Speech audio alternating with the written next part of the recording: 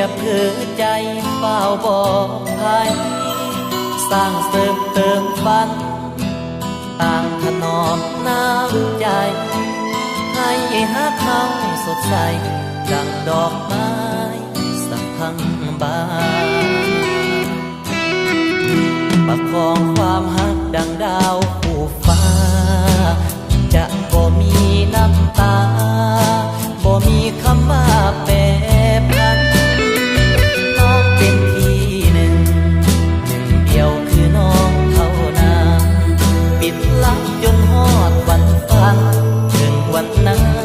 จึงเปิดใจเธอคิดฮอดกันสื่อสารทางโทรศัพท์คอยกระซิบกระซาบฟังเงาอย่าได้เปิดเผยอยากพบหน้ากันนัดหมายบอกได้เลยว่าแต่น้องเอ่ยสิญาติเวลาไป